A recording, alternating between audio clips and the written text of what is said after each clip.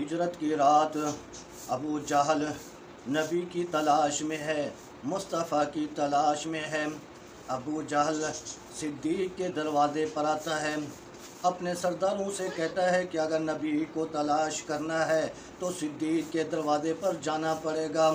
جب ابو جہل اپنا لشکر لے کر ابو بکر صدیق کے دروازے پر آنے کے بعد دروازے پر دستک دی، حضرت اسماء بنت ابی بکر صدیق رضی اللہ تعالیٰ عنہ بہر تشریف لے کر آتی ہے۔ جیسے ہی دروازہ کھولا، ابو جہل دشمن مصطفیٰ کہتا ہے نبی کہاں ہے، ابو بکر صدیق کہاں ہے؟ اسماء بنت ابی بکر صدیق رضی اللہ تعالیٰ عنہ کہتی ہے مجھے معلوم ہے، مجھے خبر ہے، لیکن آپ کو نہیں بتانا، آپ نبی کے دشمن ہے، مصطفیٰ کے دشمن ہے، اس لیے میں آپ کو خبر نہیں دے سکتی، آپ کو معلومات نہیں دے سکتی۔ ابو جہل جلال میں آ کر، غصے میں آ کر اسماء بنت ابی بکر صدیق کو تھپڑ ماری۔ حضرت اسماء بنت ابی بکر صدیق رضی اللہ تعالیٰ عنہ نیچے جا گری۔ اللہ، جیسے ہی نیچے گرے دماغ کے اندر پتھر لگا، چوٹ لگ گئی، خون بہنے لگ گیا، اتنی بڑی زور سے تھپڑ لگی کہ قریب والے ہمسائے بھی آ گئے۔ کیا دیکھتے ہیں کہ ابی جہل ملعون نے اسماء کو تھپڑ ماری ہے۔ لوگوں نے آ کر ابو جہل سے حضرت اسماء بنت ابی بکر کو چھڑوایا۔ حضرت اسماء بنت ابی بکر گھر تشریف لے گئی، کپڑا اٹھا کر پٹی اپنے سر پہ باندھ دی، پھر سوچا میں نے پیغمبر سے کہا تھا، میں نے مصطفیٰ سے کہا تھا کہ میں کھانا تیار کر آپ تک پہنچاؤں گی۔ جب کھانا تیار کرتی ہے حضرت اسماء رضی اللہ تعالیٰ عنہ، کھانا تیار کر کے مصطفیٰ کے دروازے پر غار ثور پر لے کر جاتی ہے۔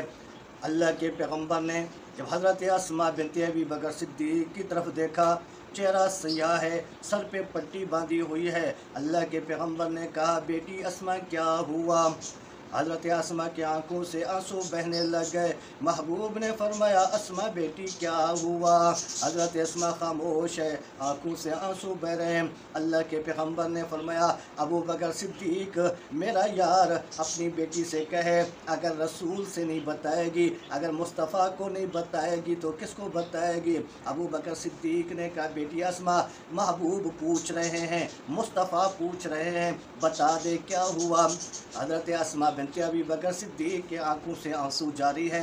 فرمایا محبوب آپ کا دشمن در پہ آیا تھا، اس نے آپ کی معلومات لینا چاہیے، لیکن میں نے صاف انکار کر دیا۔ اللہ کے پیغمبر اس ملعون ابو جہل نے مجھے تھپڑ ماری، میں نیچے جا گرے، پتھر میرے سر پہ لگا، مجھے خون بہنے لگ گیا، ایسی بڑی تھپڑ تیز لگی کہ میری کان کی بالی بھی نکل گئی۔ اللہ، دشمن رسول ابو جہل کی تھپڑ۔